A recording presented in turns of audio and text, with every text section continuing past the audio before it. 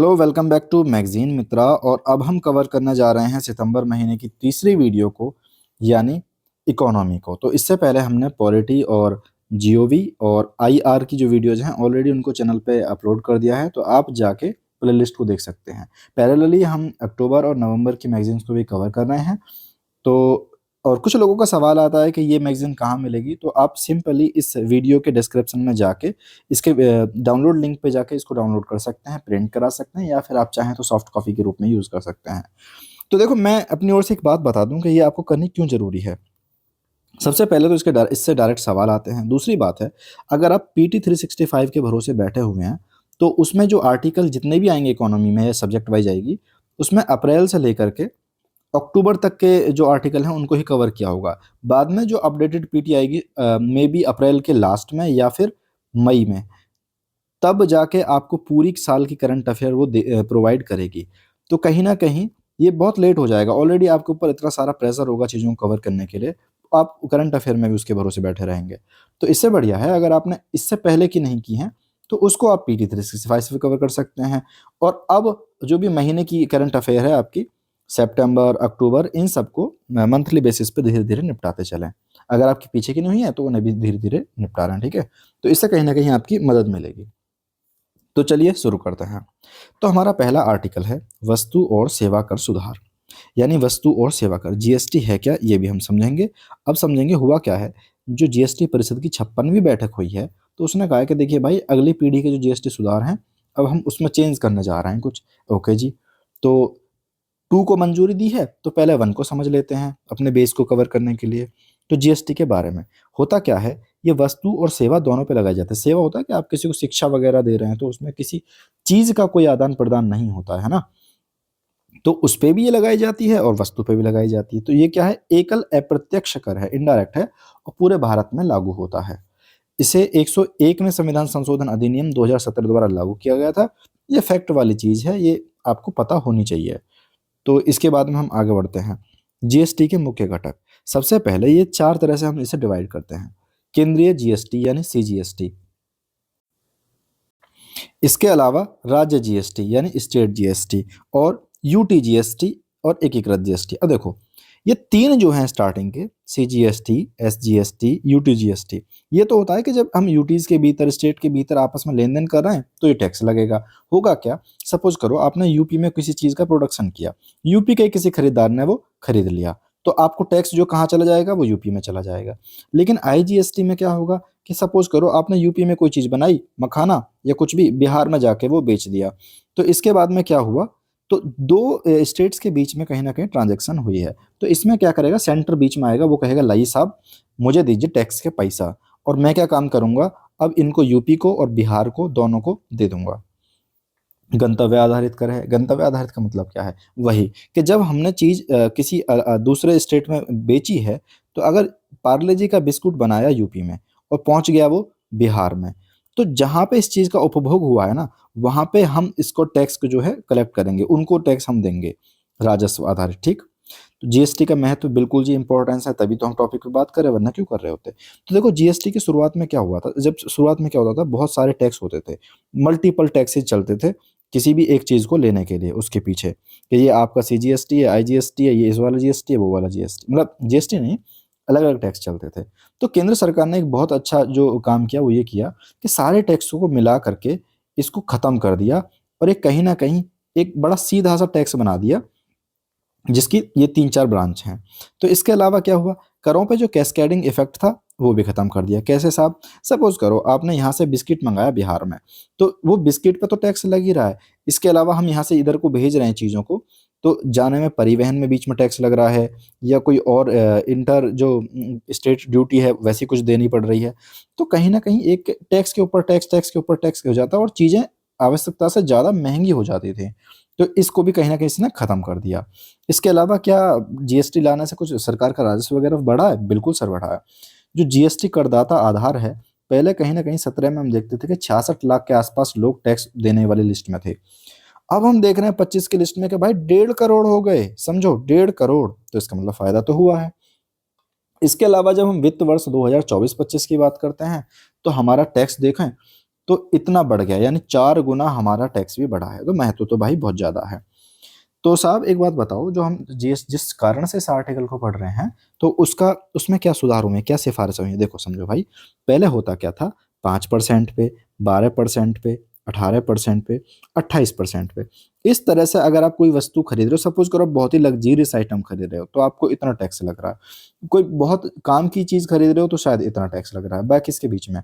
तो इतने सारी टैक्स रेट थी, सरकार ने कहा एक काम करो, इधर आओ, इसको भी हटाओ, इसको भी हटाओ, दो टैक्स रहने दो, एक सबसे मिनिमम वाली 5% और एक थोड़ी मीडियम वाली 18%, बाकी को खत्म करो, है ना।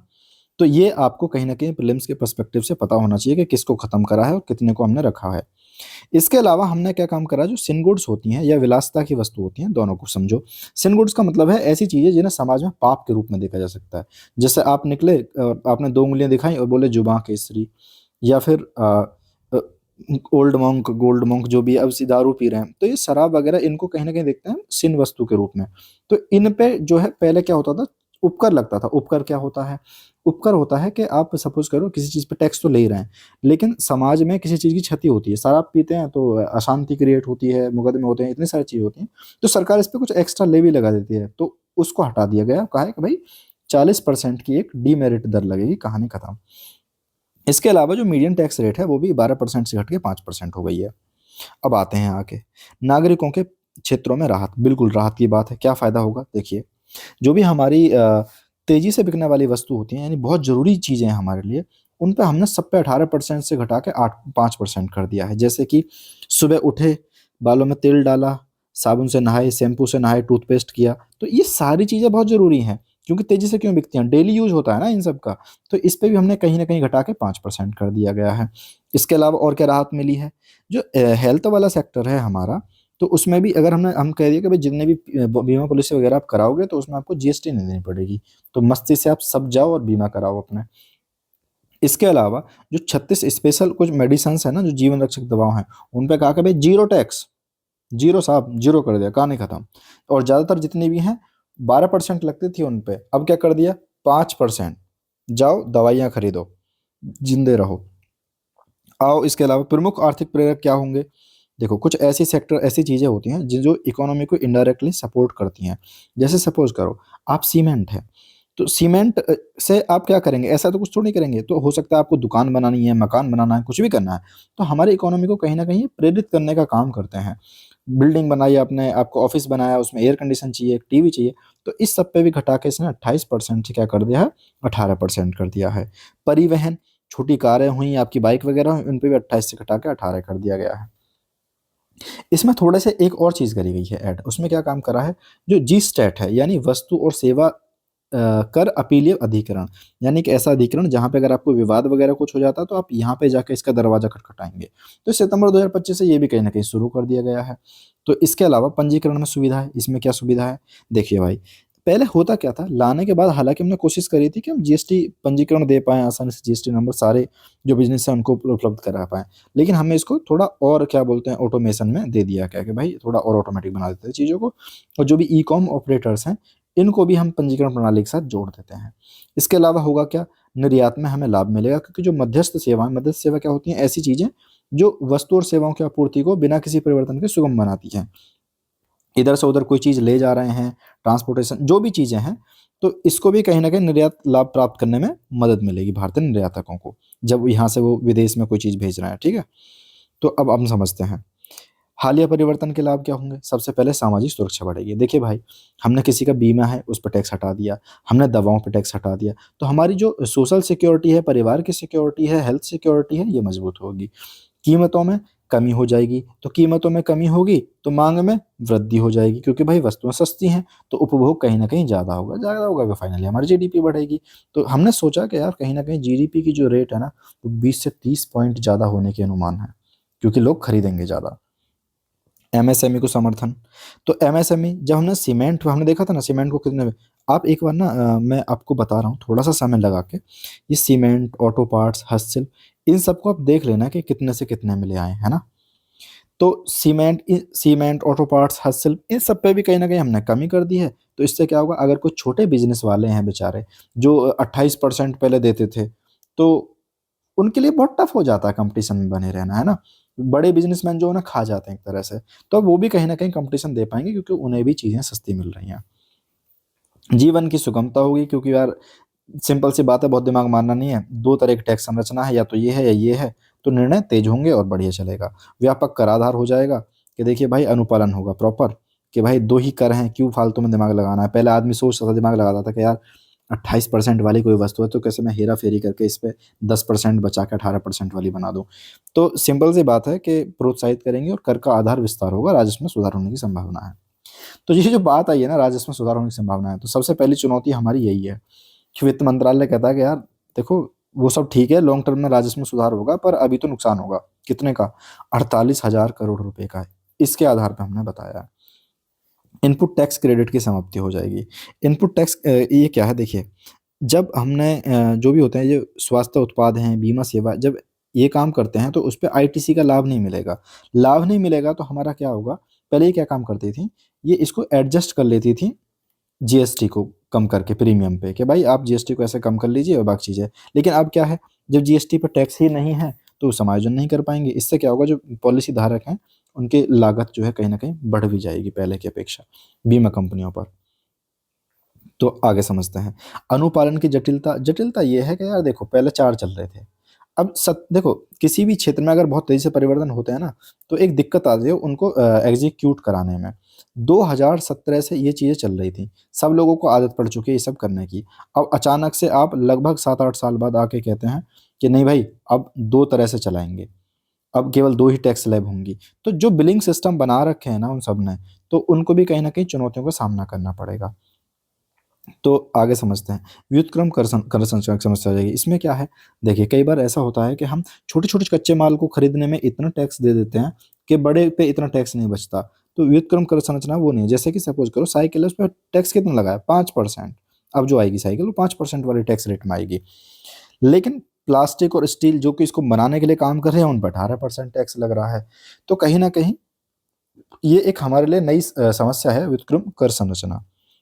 मुनाफाखोरी रोधी तंत्र, देखिए जब 2017 में बनाया था, तो ऐसा तो नहीं है, कुछ लोग, मुनाफाखोरी का मतलब होता है बेसिकली इलीगल वे में, मतलब थोड़ा ज़्यादा कमाना। अगर इसे आसान भाषा में बोले तो 10 रुपए की अगर पानी की बोतल है तो आप कैसे करके इसे 20 रुपए की पहुंचा दे रहे हैं। तो ये है, तो इसके लिए पहले एक ना तंत्र बनाया हुआ था, मुनाफाखोरी रोधी तंत्र। अब क्या करा, 2022 में इसको, जो सीसीआई है हमारी भारतीय प्रतिस्पर्धा आयोग, उसके साथ में विलय कर दिया गया था। तो अब कहीं ना कहीं ऐसा कोई अलग से निकाय नहीं है जो इस चीज़ को रोके, जो मुनाफाखोरी वगैरह को रोकने की कोशिश करे। देखिए भाई, जीएसटी काउंसिल के बारे में पढ़ते हैं, और इम्पोर्टेंट है प्रीलिम्स के हिसाब से, और क्योंकि इसमें चेंज हुआ है बड़े लेवल पे, जब ये आया था तब भी क्वेश्चन आया था इस पे, इसमें चेंज हुआ है तो समझ मान के चलो यार, एक क्वेश्चन प्रीलिम्स में यहाँ से आएगा इस आर्टिकल से। सचिवालय नई दिल्ली में है, संवैधानिक आधार क्या है गुरु उसका, तो देखो आर्टिकल 279 ए के तहत स्थापित किया गया है। कौन सा संविधान संशोधन था? 101वां संविधान संशोधन था। कब आया था? 2017 में आया हुआ था। तो हमारा उद्देश्य ये भी है कि हम साथ के साथ में से रटते चले ना। तो जीएसटी मामलों पे सर्वोच्च निर्णय लेने वाली संस्था है हमारी जीएसटी काउंसिल। तो ये सारे काम यही करती है, चाहे आपकी दरों में छूट हो, सीमा हो, सब चीज़ तय करने का काम ये करेगी। इसके अलावा देखिए भाई, 3 महीने में क्या बोलते हैं, इसकी एक बैठक हो जाएगी, यानी साल में 4 बैठक हो ही जाती हैं। इसका अध्यक्ष इंपॉर्टेंट है, केंद्रीय वित्त मंत्री होती हैं। अगर निर्मला सीतारमण है तो वो इसकी अध्यक्ष होंगे, ना कि प्रधानमंत्री होगा। और बाकी ये क्या काम करेंगी, यहाँ पे केंद्रीय वित्त मंत्री बैठेंगी, बाकी भी केंद्र जो वित्त मंत्री हैं स्टेट्स के, वो आएंगे बैठेंगे, वित्त मंत्री शामिल होंगे इसमें। तो इसमें क्या है, भारत प्रणाली का उपयोग। भारत प्रणाली का क्या मतलब है, केंद्र सरकार के पास है 1/3 वोट, यानी ये अकेले ऐसा नहीं है कि किसी डिसीजन को ले लेगी। स्टेट के पास में 2/3 वोट, यानी टोटल मिलके 100% हो जाएगा। पर अगर हम चीज़ों को देखें, पास कोई भी अगर तुमको चीज़ करानी है तो उसके लिए 3/4 वोट चाहिए, यानी 4 में से 3 वोट तो चाहिए ही चाहिए। तो ऐसा नहीं है कि ये मतलब हमारे कहीं ना कहीं फेडरल सिस्टम होता है ना, संघवाद, उसका एक बहुत अच्छा एग्जाम्पल है कि हम मिलकर काम कर रहे हैं। तो यह परिषद सहकारी संघवाद को बढ़ावा देती है और पूरे भारत में जीएसटी की एकरूपता और स्थिरता सुनिश्चित करती है। इसी से रिलेटेड हमारा ई कोर्ट पोर्टल का शुभारंभ कर दिया गया है। समझिए भाई, जो वस्तु और सेवा कर अपीलीय प्राधिकरण है, इसके बारे में थोड़ा समझते हैं। तो ये क्या है, ये एक सेकंड वाला है। पहला कहाँ है, पहला है वहीं टैक्स वालों की, आप जाके सुनवाई करा सकते हैं। वो भी अगर आपकी कर प्रशासन वाले बात नहीं सुन रहे, तो आप जाइए अपीलीय प्राधिकरण, जिसका नाम है जी स्टैट। तो इसमें क्या है, 2000 जो भी इसका हमारा अधिनियम है उसकी धारा 109 के तहत इसे स्थापित किया गया है। इसका उद्देश्य सिंपल है कि जो भी है टैक्स प्रशासन ने नहीं सुना है तो इनके खिलाफ जाकर हम अपील कर सकते हैं। स्वतंत्र मंच है, पीठ है इसकी, एक तो दिल्ली में मुख्य पीठ होगी, इसके अलावा 45 अलग अलग जगह पे होगी, ताकि हम लोकल लेवल पे भी पूरे देश में उनके मुद्दे वहीं के वहीं सुलझा सकें। संरचना इसकी आपको पता होनी चाहिए क्योंकि नई नई ऑर्गेनाइजेशन है। तो इसमें क्या होगा, देखो दो तो होंगे जुडिशियल मेंबर, यानी न्यायिक सदस्य कहीं ना कहीं दो होंगे, और दो होंगे तकनीकी सदस्य, यानी एक सेंटर वाला और एक जो भी स्टेट वाला है उससे रिलेटेड। ठीक, इसकी संरचना क्या है, सहकारी संघवाद को बढ़ावा देती है। पॉलिटी की टर्म है, आपको नहीं पता तो मैं बता दूं, सहकारी संघवाद का मतलब है जिस सिस्टम में केंद्र और सारे राज्य मिलके किसी काम पे बहुत अच्छे से करने की कोशिश करते हैं उसको सहकारी संघवाद बोलते हैं। जी स्टैट ई कोड पोर्टल के बारे में समझते हैं भाई। तो देखिए ये क्या है, ई कोड पोर्टल डिजिटल प्लेटफॉर्म है, यानी आपको जाने के लिए दिल्ली आने की भी जरूरत नहीं है। आप जाइए, ऑनलाइन अपील कीजिए, मामलों पर ऑनलाइन आप ट्रेस कर सकते हैं, ऑनलाइन ही आप सुनवाई डिजिटल हो सकती है। ठीक है, किसके साथ मिलकर काम करा है हमने, ज़्यादातर जो भी हम साइंस से रिलेटेड कोई भी चीज़ बनाते हैं ना, वो राष्ट्रीय सूचना विज्ञान केंद्र के साथ मिलकर बनाते हैं, तो जीएसटीएन ने मिलकर काम किया है।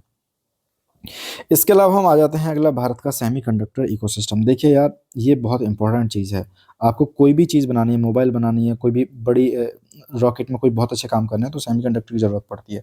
इंडिया पिछले समय में बहुत काम करने की कोशिश कर रहा है इस पर। ठीक है, तो ये आर्टिकल बहुत इंपॉर्टेंट है। तो हुआ क्या है, बेंगलुरु में जो एआरएम है इसमें कहीं ना कहीं उद्घाटन किया, तो भारत में पहली बार, ये समझना आप, पहली बार 2 नैनोमीटर की चिप जो है वो डिजाइन की जा रही है।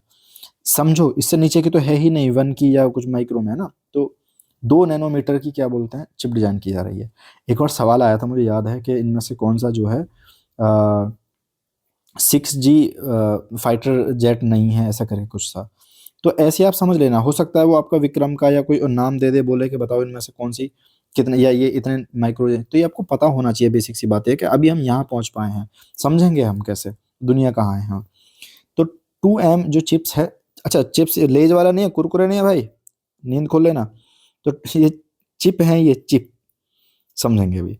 सेमीकंडक्टर आधुनिक इलेक्ट्रॉनिक उपकरण के मूलभूत घटक हैं। इनका होता क्या है, इनका यूज करते हैं हम माइक्रोचिप बनाने में, जिसमें क्या होता है, हम कोई भी सूचना को डाल सकते हैं, चिप होती थी ना ऐसे एक तरह से, वैसे ही बाकी उनको स्टोर कर सकते हैं, कहीं इधर उधर भेज सकते हैं। तो देखिए होता क्या है, जो चिप होती है ना उसमें छोटे छोटे स्विच होते हैं, स्विच होते हैं उन्हें हम बोलते हैं ट्रांजिस्टर।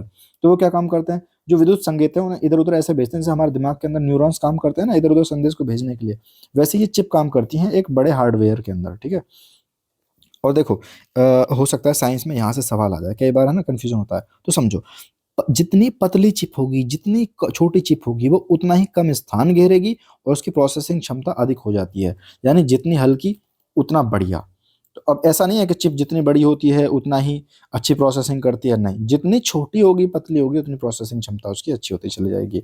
बाकी इसका एक फायदा ये भी है कि जितने छोटे ट्रांजिस्टर बनाएंगे हम तो उतनी ही ऊर्जा की खपत भी उसकी कम हो जाएगी। यूज कहाँ करते हैं इनका, सुरक्षा में, अंतरिक्ष अनुसंधान में, रक्षा अनुप्रयोग में, तो हर जगह चिप तो हर जगह काम आ रही है, ये मानो जो सेमीकंडक्टर है। तो कहीं ना कहीं बात यह है कि दुनिया का जो सेमीकंडक्टर इंडस्ट्री है ना 2030 तक $1 ट्रिलियन पहुंचने वाला है। और इस पे कौन कब्जा करके बैठा है, ताइवान, दक्षिणी कोरिया, जापान, चीन और अमेरिका, ये कंट्रोल करके बैठे हुए हैं पूरी इसकी सप्लाई चेन पे। ताइवान जो है ना, ताइवान तो मतलब हमने इसके ताइवान के साथ में कई समझौते भी किए चिप को लेके। ताइवान जो है ना विश्व के 60% से ज़्यादा सेमीकंडक्टर और 90% से ज़्यादा जो मॉडर्न चिप हैं उनका अकेले उत्पादन कर रहा है। मतलब चिप वाली जो चीज़ है ना उसको खा के बैठा भाई ये कंट्री। चूंकि आपूर्ति श्रृंखला कुछ ही भौगोलिक क्षेत्र में केंद्रित है, इसलिए भारत का भी लगता है कि नहीं भाई देखिए समझो, हमको भी अपना कुछ काम करना है इसमें। तो क्या हम इस पे कुछ पहले से काम कर रहे हैं, पहले है हमारी, बिल्कुल है। सबसे पहला है इंडिया सेमीकंडक्टर मिशन।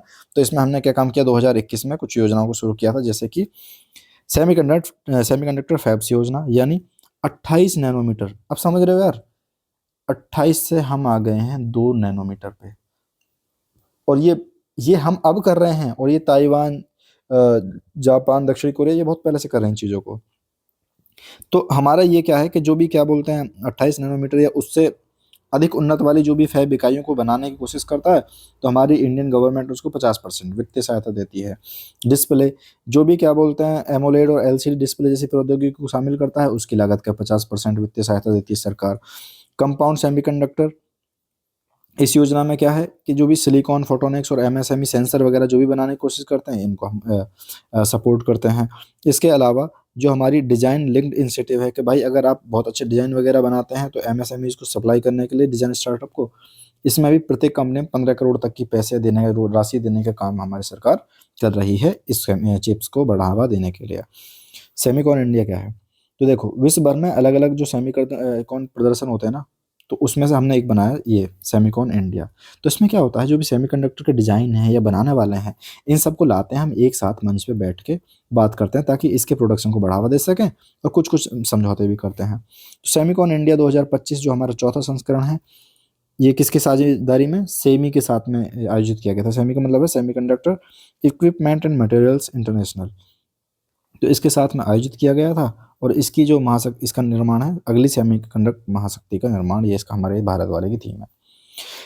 कौशल और प्रतिभा विकास कार्यक्रम, तो हमारा जो ये है ना एआई जो टेक्निकल एजुकेशन वाला, तो ऑल इंडिया सेंट्रल ऐसा करके कुछ है इसका, काउंसिल फॉर टेक्निकल एजुकेशन। तो इसके पाठ्यक्रम में हमने कोशिश करी है कि कहीं ना कहीं इंडस्ट्री के हिसाब से जो भी चीज़ें इसको अपडेट कर दें अपने पाठ्यक्रम को, और स्किल्ड मैन पावर जो है उसको हम लेके आएँ, स्मार्ट लैब वगैरह है ना, जो नाइलेट या इस सब में 1 लाख इंजीनियरों को हम फिर से प्रशिक्षण दें थोड़ा कि भाई स्किल पे काम करो। बाकी चिप्स टू स्टार्टअप C2S कार्यक्रम लॉन्च करा है कि भाई कैसे हम ज़्यादा से ज़्यादा स्टार्टअप्स को चिप्स वाले चीज़ में लेके आएँ। फ्यूचर स्किल प्रोग्राम्स 20,000 इंजीनियर हैं मध्य प्रदेश के, उनको प्रशिक्षित किया जा रहा है। वैश्विक सहयोग क्या है? तो भारत और अमेरिका के बीच में ICET यानी महत्वपूर्ण और उभरती प्रौद्योगिकी को पहल पे सहित जो सेमीकंडक्टर को लेके है, इस पे भी कहीं ना कहीं बैठ के हमने बल दिया है, कोशिश करने की, मतलब ठीक से चीज़ों को कोशिश करने की कोशिश की है। डिजाइन और अनुसंधान विकास पे प्रोत्साहन दे रहे हैं कि देखिए भाई चिप्स में डिजाइन और रिसर्च की बहुत ज़रूरत है। तो नोएडा और बेंगलुरु में हमने क्या काम करा है, 3 नैनोमीटर वाले चिप डिजाइन केंद्र है, इनका उद्घाटन किया है। UPPCS के हिसाब से ये बिल्कुल इंपॉर्टेंट आपका हो सकता है। तो हमने क्या काम किया है, नोएडा और बेंगलुरु में 3 नैनोमीटर है, यस, इसका क्या बोलते हैं हमने कोशिश किया है। इसके अलावा क्या कर रहे हैं हम, जो हमारा सिलिकॉन कार्बाइड है और 3D ग्लास पैकेजिंग है, इसकी दिशा में हम कर रहे हैं। ये कहाँ पे काम आता है? यहाँ पे देखो, यूपीएससी उठा के पूछ देगा भाई कि मतलब साइंस के क्वेश्चन में, आप हालांकि हम इकोनॉमी कवर कर रहे हैं, पर साइंस के क्वेश्चन में जब आप उठा के देखेंगे VYQ, तो आपको ऐसी कोई कोई टर्म मिलेगी कि बताओ इसका यूज़ क्या है। तो मैं बता दूं ये है क्या एक्चुअल में। जो सिलिका और कार्बन को मिला के बनाते हैं, तो हीरे के बाद में कहीं ना कहीं सेकंड कठोरतम पदार्थ है जो बनाया हुआ है। तो इसके मतलब इन्वेंशन के पीछे भी बहुत ही इंटरेस्टिंग स्टोरी है कि इसकी खोज भी इसलिए हुई थी कि हम कृत्रिम हीरे बनाने की कोशिश कर रहा था एक, तो उसने इसकी खोज कर दी थी। तो एक्चुअल में क्या होता है, बहुत ही कठोर होता है, जंग वगैरह इस पे लगती नहीं है, और काफ़ी बढ़िया चीज़ है ये। तो सिलिकॉन कार्बाइड के बारे में थोड़ा सा जाके पढ़ लेना यार, है ना। तो विक्रम 32 बिट प्रोसेसर ये बहुत चर्चा में रहा था, तो ये पहला ऐसा है जो हमने 32 बिट का माइक्रो प्रोसेसर बनाया है, ठीक है। तो इसे कहाँ पे यूज़ करेंगे हम, रॉकेट वगैरह के जो लॉन्च व्हीकल्स हैं उसमें हम इसका यूज़ कर सकते हैं। सेमीकंडक्टर परितंत्र के प्रमुख चुनौतियां भी हैं, बिल्कुल बहुत ज़्यादा चुनौतियां हैं, समझते हैं। सबसे पहले है सीमित कोर IP, कि हमारे पास में ना, हमने अपने अभी तक सोच ही नहीं किया, हमारी आंखें अब खोली कह रहे यार हमको चिप्स बनानी है, तो हमारे पास कहीं ना कहीं इनके जो प्रोटेक्शन राइट हैं वो भी नहीं है, और AI चिप्स, क्वांटम, इन सब के पेटेंट जो हैं हमारे पास कहीं ना कहीं बहुत कम है। दूसरी बात है भू राजनीतिक जोखिम, कि देखिए यार अमेरिका क्या काम करता है, जो भी निर्यातक शक्ति वगैरह हैं उन पर नियंत्रण करने की कोशिश करता है। तो होता क्या है, जो भी चिप बनाने वाली टेक्नोलॉजी है, उपकरण है, उन सब तक हमारी पहुंच कहीं ना कहीं सीमित हो जाती है, क्योंकि उपकरण भी तो हमें विदेश से इंपोर्ट करना है। इसके बाद है उन्नत फैब सुविधाओं पर कम ध्यान, कहीं ना कहीं हमारी जितनी भी ज़्यादातर चिप्स बना रही हैं ना इकाइयाँ, वो सब 28 nm से ज़्यादा के ही हैं, तो उन पे ही हैं। तो और अभी दुनिया में कहाँ चल रही है, दुनिया में 3 nm की बात चल रही है, 5 nm की बात चल रही है, और हम कहाँ, हमारी कहाँ पड़ी हुई है 28 पे। तो हमारे यहाँ कहीं ना कहीं दिक्कत की बात है। अविकसित आपूर्ति श्रृंखला, वही कि हमारे पास सिलिकॉन वेपर हुआ, जो भी हमें चाहिए ना ये सारी चीज़ें, तो इन सब का अभाव है। तो जब हमारे पास कच्चा माल ही नहीं है, चीज़ें ही नहीं है, तो भाई आपूर्ति श्रृंखला ही नहीं है, तो हमारे पास विनिर्माण में कहीं ना कहीं बहुत ज़्यादा कठिनाई आ रही है। दूसरी बात है, देखो यार ये चिप बनाना कोई ऐसा नहीं है बच्चों का खेल है कि तुम कल को गए और परचूने की दुकान पर लगाने बैठ गए। सबसे बड़ी बात है कि देखो यार इसके लिए अरबों डॉलर के निवेश की ज़रूरत होती है, डिज़ाइन की लागत भी इतनी ज़्यादा है कि छोटे छोटे जो स्टार्टअप है वो तो इस पर काम कर ही नहीं सकते, यानी अंबानी अडानी जैसे लोगों को उतरना पड़ता है मार्केट में। तो ये भी कहीं ना कहीं कठिन बात है। इसके अलावा भी कुछ छोटी छोटी समस्या है कि देखिए भाई इन सब के बीच में जो एक पूरी चेन होनी चाहिए ना, उनके बीच में कहीं न कहीं आपस में सहयोग नहीं है, वो पूरा खंडित विकास है। सबसे बड़ी बात है कि विशेषीकृत विनिर्माण, जैसे हम हर चीज़ को लेकर के एक टेक्सटाइल सेक्टर, पार्क ये सब बना रहे हैं ना, तो भाई इसमें ऐसा स्पेशलाइज़्ड कुछ प्रतिभा चाहिए इसमें कहीं न कहीं। मतलब इसमें चाहिए एक स्पेशल स्किल चाहिए, सॉरी, तो वो हमारे यहाँ पे कमी, कहीं न कहीं कमी है। इसके अलावा परियोजना को चलाने में और सरकार से परमिशन वगैरह में कई बार देरी हो जाती है। हमारे देश में कहीं न कहीं लॉजिस्टिक और परिवहन संरचना का भी अपर्याप्त विकास है, इस पर हम आर्टिकल आगे पढ़ेंगे। और कहीं न कहीं एक बहुत बड़ी समस्या है परिवहन से रिलेटेड, क्योंकि जब तुम ये सेमीकंडक्टर फैब्स या इनको बनाने वाली जो भी कंपनी खोलते हो ना यार, तो आपको पानी और ऊर्जा की बहुत ज़्यादा ज़रूरत होती है। तो कहीं न कहीं जो हमारा एनवायरमेंटल डिग्रेडेशन है वो भी होता है। आगे की राह क्या है? बिल्कुल भाई कुछ नहीं है, जो हमने पीछे कमियाँ पड़ी हैं उन्हीं को, उन पे काम करना है, ये राह हो जाएगी। कैसे? स्वदेशी अनुसंधान को बढ़ावा दो, विकास को बढ़ावा दो, आईपी पेटेंट हमारे फॉलो करवाइए, उनको विकसित करवाइए थोड़ा, ताकि हम और ज़्यादा आगे से कर सकें। भू राजनीतिक परिवर्तनों का लाभ उठाओ भाई। भारत को क्या काम करो आप, जैसे जो आपूर्ति श्रृंखला में अमेरिका जैसे लोग रोक देते हैं, तो जाके उनके संगठनों के साथ मिलो। फॉर एग्ज़ाम्पल चिप 4 गठबंधन जो है उसमें भारत को शामिल होना चाहिए। अब सवाल आएगा कि भैया चिप 4 गठबंधन क्या है? तो समझो देखो, यूएसए और आपका साउथ अफ्रीका, उस अफ्रीका नहीं यार, क्या नाम है इसका जिसमें मूवी जहाँ की बहुत अच्छी बनती है, साउथ कोरिया। तो साउथ कोरिया और यूएसए, जापान और ताइवान, इन 4 देशों का एक सेट है, इसको बोलते हैं चिप 4। हो सकता है आ जाए चिप 4 गठबंधन में कौन शामिल है।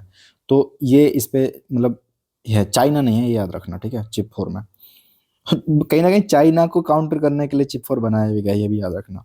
उन्नत नोड्स के लिए प्रोत्साहन और अनुसंधान को विकास देना, बढ़ावा देना, कि भाई सेमिकोन इंडिया वगैरह हम क्या कर रहे हैं, अलग-अलग देशों के साथ मिलके संयुक्त उद्यम बनाने की कोशिश कर रहे हैं। प्रौद्योगिकी के हस्तांतरण की कोशिश कर रहे हैं कि भाई कुछ टेक्नोलॉजी है हमारे देश को ट्रांसफ़र करो। इसके अलावा जो विनिर्माण अवसंरचनाएँ वगैरह हैं, यानी जो हमारे हमने देखा था कि भाई बहुत पुरानी इकाइयाँ बड़ी हुई हैं, तो प्रारंभ में क्या करेंगे हम, रिफर्बिश्ड फैब स्थापित करो, टैक्स वगैरह में छूट दो, अवसंरचना में थोड़ा कहीं न कहीं प्राइवेट पैसा लगवाओ। कच्चे माल के उत्पादन को बढ़ाओ, जो भी हमारे पास कच्चा माल नहीं है, रासायनिक उत्पाद वगैरह जो भी है, तो हम कहीं न कहीं अपने लोकल ही स्थानीय विनिर्माण संयंत्र लगाने चाहिए।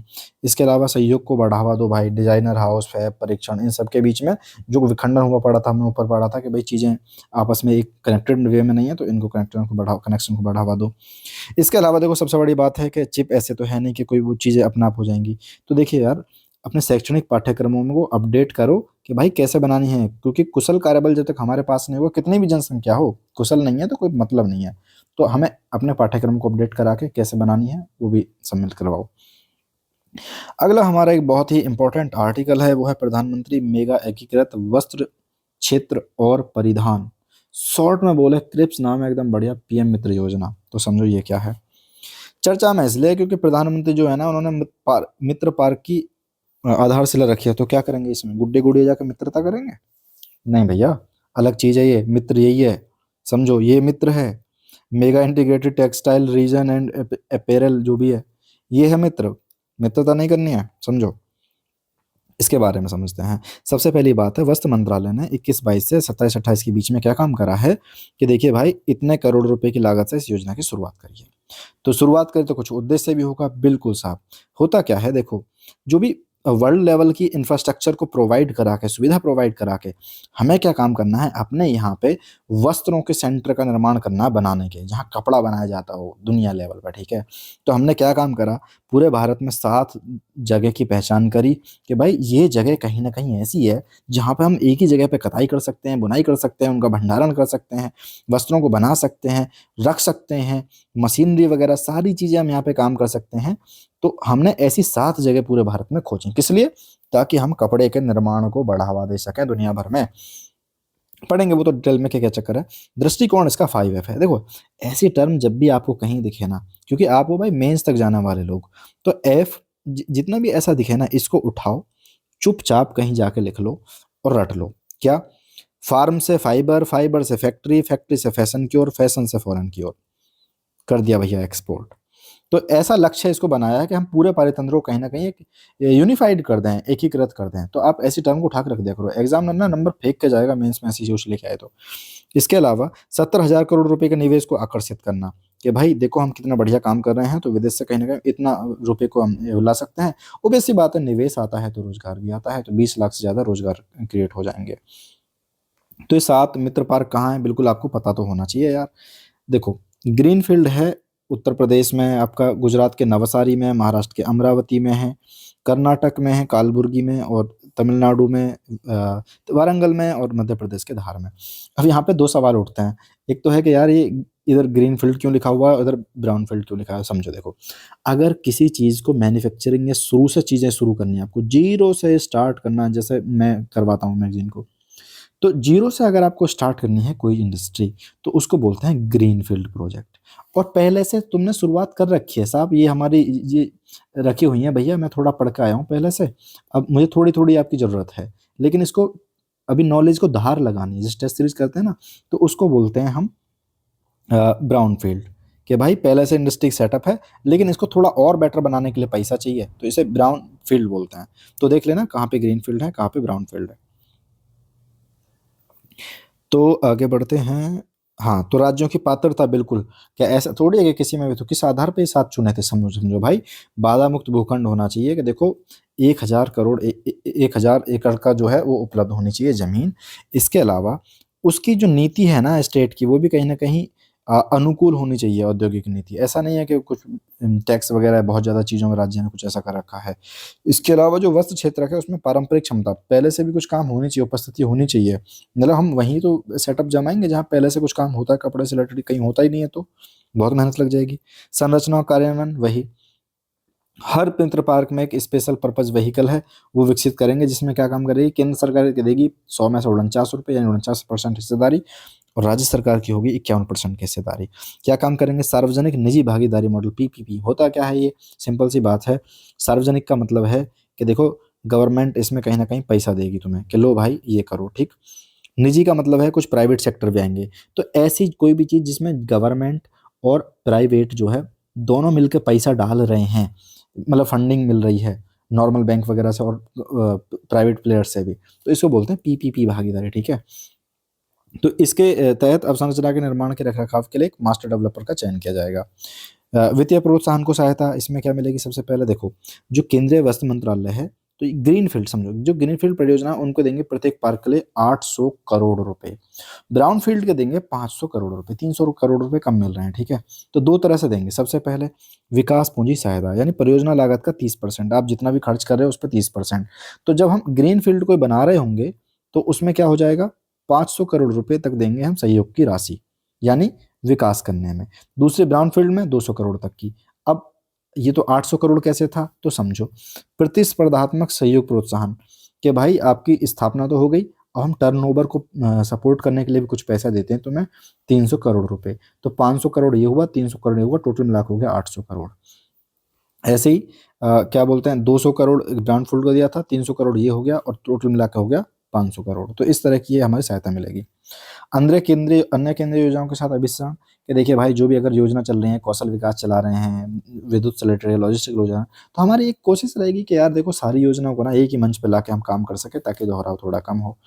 इसके अलावा वही है कि राजस्व उत्पन्न करने की सहायता, क्षेत्रफल का छोटा हिस्सा जो है इसके लिए अनुमत है।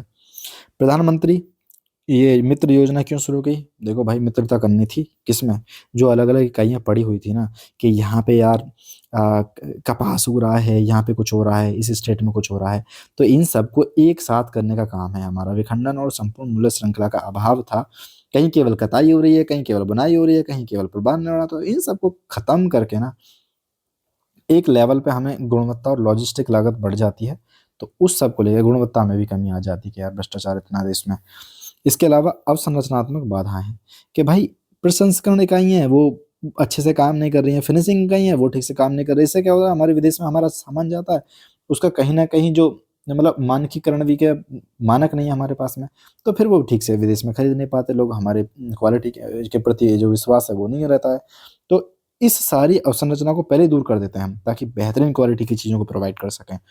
इसके अलावा पार्कों के भीतर अब इंक्यूबेशन सेंटर, डिजाइन लैब, प्रशिक्षण केंद्र, इन सबको देके हम श्रम शक्ति को बढ़ावा देंगे, विशेष रूप से तकनीकी वस्त्रों में। तकनीकी वस्त्र में पिछले महीने बताया था, तकनीकी वस्त्र आजकल बहुत उभरता बाजार है। तकनीकी वस्त्र का मतलब होता है ऐसी चीज, ऐसे कपड़े जिनमें आप फैशन नहीं देखते कि भाई घुटने पे से कितनी फट रही है, वो नहीं देखते, यह कपड़ा कैसा यूज करा वो नहीं, हम इनके अलग ही होते हैं। सपोज करो आप देखते होंगे नर्सिंग में जो लोग होते हैं वो अलग तरह के कपड़े, मास्क, ये सब जो होते हैं टेक्निकल वस्त्र हैं। या कोई इंजीनियर है ड्यूटी पे, ऑन ड्यूटी किसी खास तरह के कपड़े का यूज कर रहा है, या फिर हम बुलेट प्रूफ जैकेट बना रहे हैं, तो ये सारी चीजें क्या है, तकनीकी वस्त्र हैं, ठीक है। तो पार्कों में जो केंद्रीकृत अपशिष्ट संचार, इन सब का अपशिष्ट को करेंगे, अपशिष्ट का जो है उनको भी संयंत्र करेंगे, प्रदूषण को भी कम से कम करने की कोशिश करें, तो हम ऐसे चीजों को भी करेंगे। तो आगे क्या होगा, अप्रचलित प्रौद्योगिकी और निम्न उत्पादकता, तो वही कि पुरानी मशीनरी का यूज कर रहे थे यार, हमारे जो लोग हैं वो भी कुशल नहीं थे, और कहीं ना कहीं ऑटोमेटिक वाली चीजें कम थी, हम पब्लिक को घुसा के उसमें बैठे हैं, ऑटोमेशन है नहीं, तो हम चीन जैसे, वियतनाम जैसे देशों का कैसे मुकाबला करेंगे यार।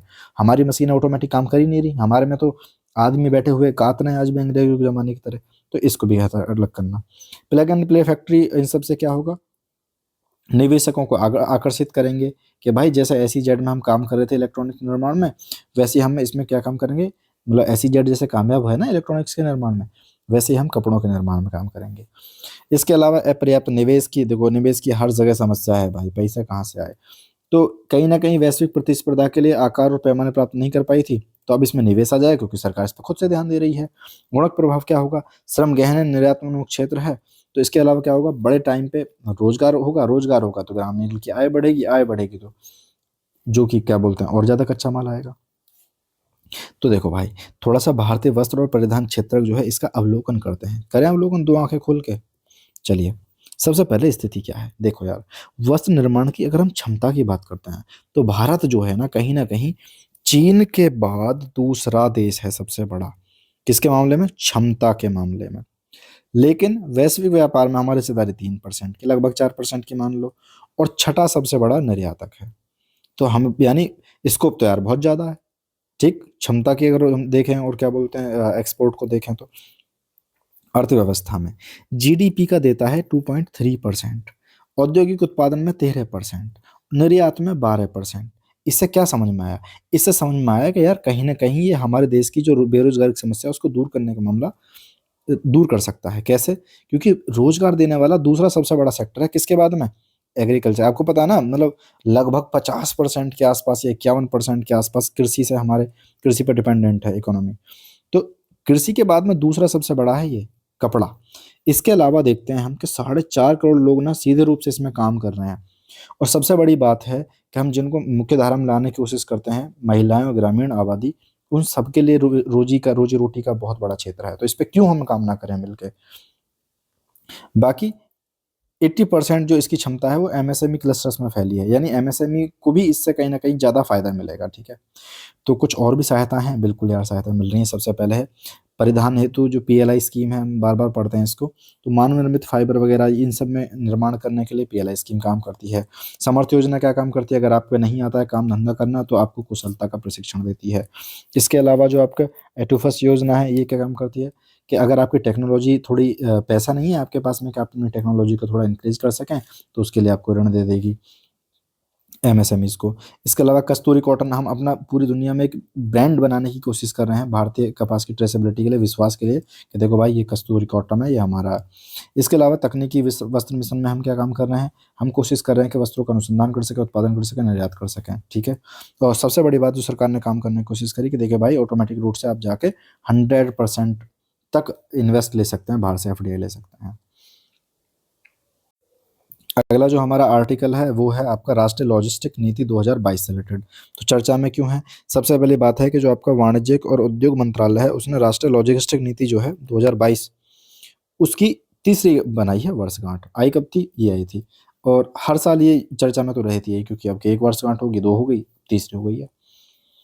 तो समझो भाई डेटा बैंक, तो भारत की जो लॉजिस्टिक, अरे होता क्या है यार ये लॉजिस्टिक, समझो।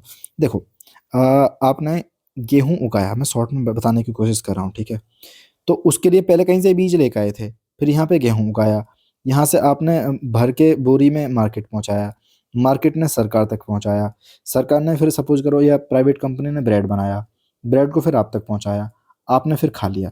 तो यहाँ तक ले जाने में जो परिवहन की लागत वगैरह लग रही है ना, इस सब को हम कैसे कर सकते हैं, लागत को, टाइम को, कॉस्ट को, क्योंकि जितना ज़्यादा लंबा खिंचेंगी ना चीज़ें, उतना ही ये जो हमने ऊपर वाला आर्टिकल पढ़ा मित्र पार्क, इसका यही तो उद्देश्य था कि सारी चीज़ें एक साथ हम कोशिश करें। तो जितना ये लंबा कोशिश होगा, जितना इस पे ज़्यादा खर्चा आएगा, उतना ही फाइनली आपका ब्रेड महंगा हो जाएगा। समझ रहे हो? तो इसको टैकल करने के लिए हम लॉजिस्टिक नीति लाते हैं। उस नीति को लागू करने के लिए हम कोशिश करते हैं सड़क पे, ट्रेन पे कैसे हम सस्ता परिवहन उपलब्ध करा पाएं। ठीक है, अब आपको समझ में आ गया होगी ये। तो भारत की लॉजिस्टिक प्रतिस्पर्धा की एक सूची निकालता है वर्ल्ड बैंक के, भाई किस देश में क्या है, प्रतिस्पर्धा किस तरह की चल रही है, लॉजिस्टिक्स में परफॉर्मेंस कैसी है। तो भारत की जो है ना 38वीं रैंक प्राप्त करी है, कहाँ में, पहले 18 में थी, हमारी 44, यार सुधार तो हुआ है थोड़ा सा। इसके अलावा 23-24 में क्या है, भारत की जो कुल अनुमानित लॉजिस्टिक लागत है वो जीडीपी के कितना 7.97 के बराबर थी। अब समझो भाई, इसके बारे में पढ़ते हैं।